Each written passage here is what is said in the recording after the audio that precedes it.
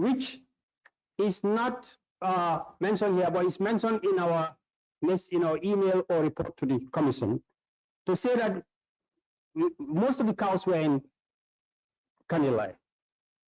Some were in Farato, the Farato farm of the ex-president, and few were in Banjulunding.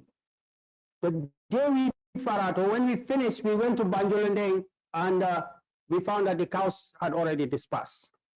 So I remember we just counted what was there, but we couldn't get the number of cows, but it was the lesser of the three. Yes. So just to circle back a bit. Yeah. Upon assuming office, did the commission take account of specifically the cows, or did the commission take account of the assets that were attached to the schedule? I think the commission was relying on what the Registrar General was providing. Yes. Because this was the first counting of the cows.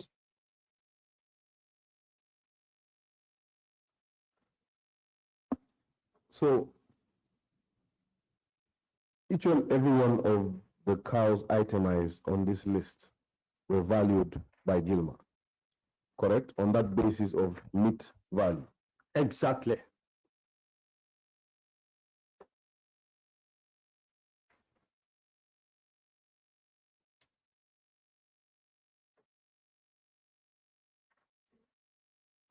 The document before you, could you read out 4, 10, 13, 22, and 27 for the record? Which one?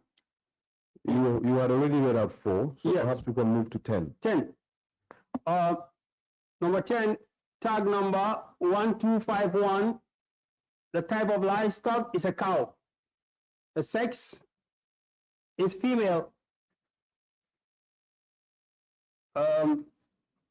The estimated weight is 105 kilograms, and the price range is between $18,000, is up to $18,900. So the weighing, how did they do the weighing? What instrument was used? They came as experts. So they, when they came, I asked them, "But where is the weight?" And they said they can look at a cow and estimate the weight, the meat value, based on their experience. So there's nothing I can do about that too. So just to clear the record, no instrument was used to weigh. It was done through observation, visual observation. Yes, there was. I did not remember seeing any equipment. Look at 22 as well for the record. And just read it out.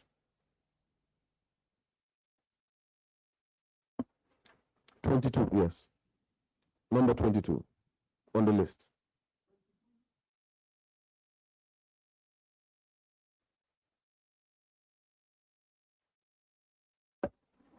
It's on. Yes. 22, tag number 8494. Type of livestock, cow. Sex, female. Estimated weight in kilograms, 80 kilograms. Price range, 14,400. They had a small calculator, yes. They had a small calculator, I remember. Yeah. So when they looked at a cow, that's the tool I remember, yeah. When they looked at a cow, maybe they estimate the kilogram, 80 kilogram, they will multiply it by they have a rate for meat.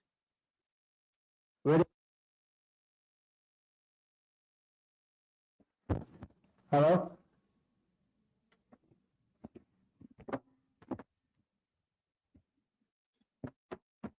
Yes, like I said, they had a small calculator, now I remember, how to move from the kilogram to the value. So when they estimated that it's 80 kilograms, they multiply it by the meat rate, the rate per kilogram for meat that they brought, and then they get 14,400. So they had an instrument after all. Yes, they had a calculator for conversion from kilograms to dollars. Let's look at one more from page 1. Read out 13, number 13 on the list. Number 13, tag number 1751. Type of livestock is a calf. It's a female.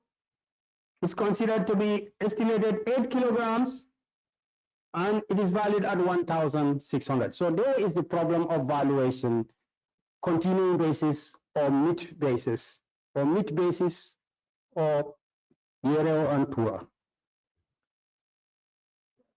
Honorable Chair.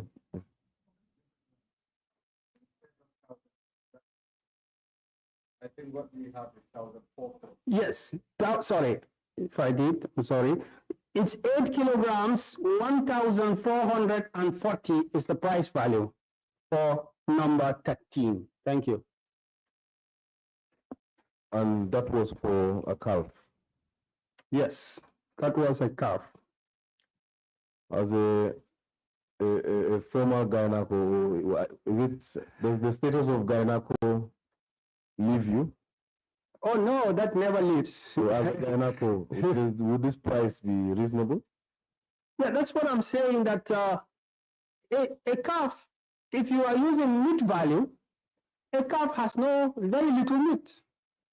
This must be a very young calf to weigh 8, maybe newly born. So it's not even a meat. I mean, maybe in some countries, but in Gambia, that's not a meat. So if you value that, but you are still using meat basis.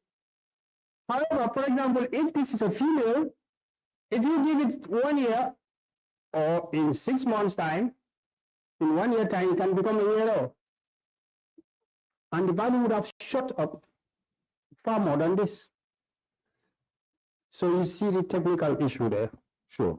And just to ride along your experience as a gyneco, you have left your accounting experience to the side now. Okay. Most of the cattle that you have read out are female. And we see that consistently there is a higher price attributed to the male, or the bull rather. Yes. The male cattle. Yes. As compared to the cow. Yes. Was there an explanation for that? Yes. Is there an explanation for that? Yes, because if you go to most cattle farms, you can have a full farm of maybe 50 to 100 cattle, and maybe there is already 2 bulls or 1 for a number of reasons, because they can fight and their fight can be deadly once they are real bulls. So most cattle owners like to preserve and have only 1 or 2, within there that can breed with the females. So most cattle farms usually have more females than bulls because of that reason. The other reason being that when people are killing for sacrifice and other things, they don't kill at all. Very rarely. They kill bull because once they reach a certain stage, they deteriorate in value. So you need to kill them before they deteriorate. While for the females, they can continue to breed, for a very long time. So you very rarely kill the females when you want breeding. So this may be some of the reasons why they are more valued, because why would you need a bull, right, or a tura in the cattle field? Is because of the power, the strength that they have. That's the main reason why they are there. So they have to be big. So I am focusing on the valuation process because it also is central to our mandate as a committee. Yeah. And the committee is trying to make sense of the valuation. So, for example, you look at 28, which is a cow, and it weighs 110, and it is valued at just under 20,000. Yes. If you look at a similar weight for a bull, Yeah. the closest I can find is 53 at 165, and it's just under 30,000. It seems like the value of a bull consistently exceeds that of a cow. Yeah, you have to also put in context that the cows at Janneh's farms are different species. There is the, what you call the local Gambian species. I don't know whether they call it Ndama or what in English. That's the Gambian. Then there is the foreign species. And when you look at them as a Gambian, you know that, I can be a guy now, but I've never seen this type of cow before because they look different. With the hunchback, I remember asking the soldier, what is inside the hunch? Because I've never seen this kind of, he told me it's all meat. So they are different, that's all beefsteak on the hunch. So they are different, and it would, the report did not mention the species, but that could be one of the reasons why you will have differences. I was going to get to that, the species. Yeah. Was it, in your view, a fundamental lapse? I understand your position that you cannot dictate the work of professionals, but was it a fundamental lapse to omit the species?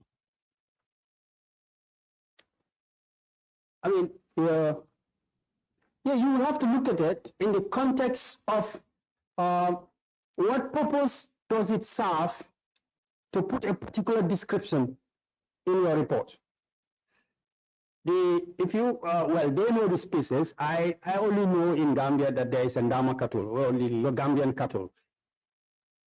The other species may be from different countries, as I quote, and they may be better in position to explain, what are the species. But when I said the context, what I mean is that now you want value from the sales after you do the valuation, right? For me, based on my experience of selling them, I mean, sitting here now, maybe that time I didn't have experience of selling cows or whatever, but sitting here now, what I experienced, and also with the vehicles, you can put a value. A valuer may put any value for a cow or a vehicle or a tractor. But the sales value that you get depends on the process you put in place to make a sale. The more transparent the process, even if a valuer says 20,000, you can earn 60,000, 3 times that price, if your process is transparent. The less transparent it is, no matter what the valuation is, the less value you will derive. That's my experience.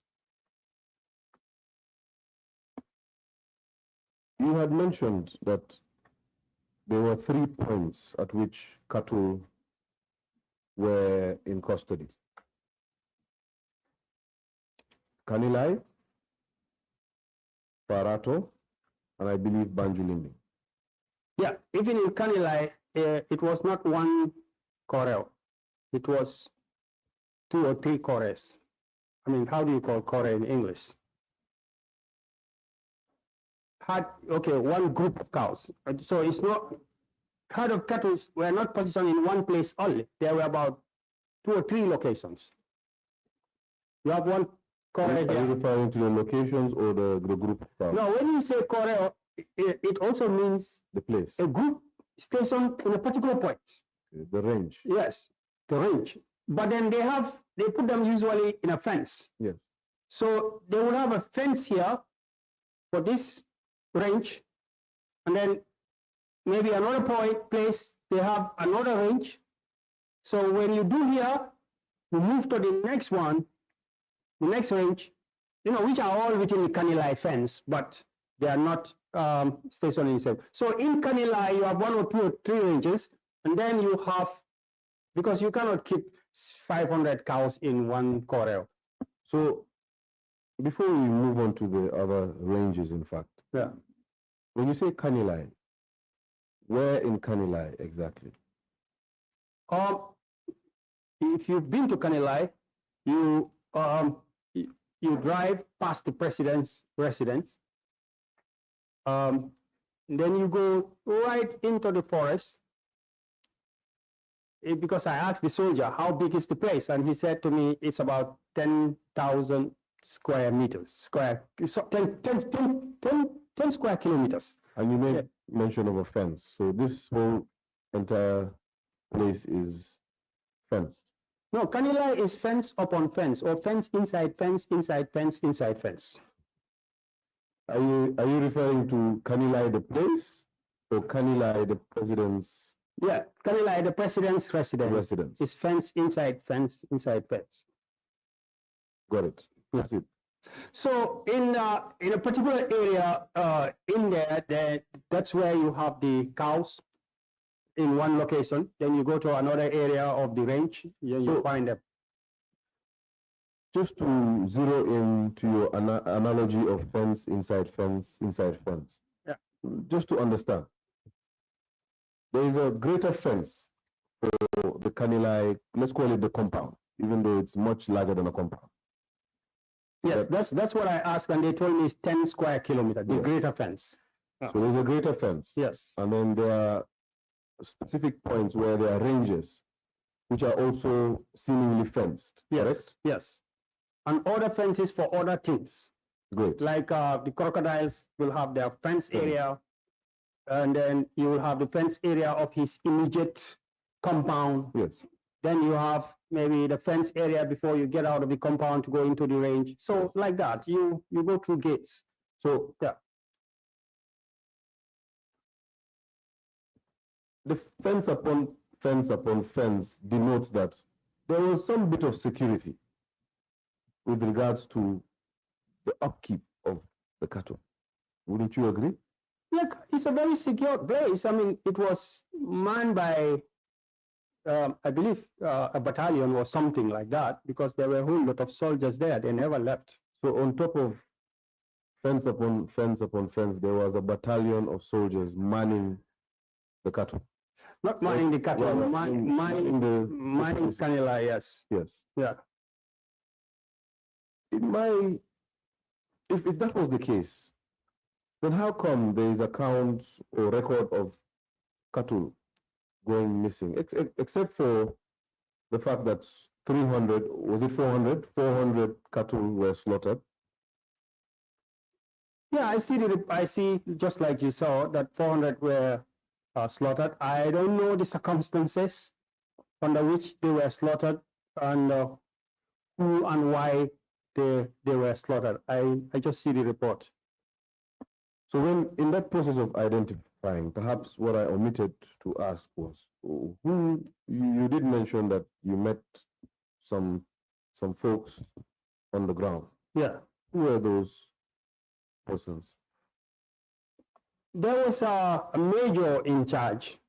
He's the one that we normally deal with when we go there. He's a major. You know, there's always one name, major, then surname. I forgot the surname. It is Sanyang or something. Yeah, he was the guy that was in charge of because I think within the security, they all have maybe there is an overall commander, but this was the guy that we had to deal with when it comes to the cattle. Okay. Please confirm that on this list, Banjul Linding does not feature as a point in which the commission visited a range. Yeah, it's not here. Like I said, it was considered to be the list of the list amount of cattle there, and when we went there, they had already released them. We just met few on the way, so it could not have been reasonably, done here. But obviously, we were going to make sure that before the valuation, it was just a small contingent that we have taken note. But obviously, as you could see, at this point, after we conclude Farato, there was the telephone calls and there were emails, and then the process was transferred to the sheriff. Thank you very much, Mr. Kurang. We are still on this point. We would still be on this point. However, all this talk about meat, I'm sure, has wild our two chairs. Appetite.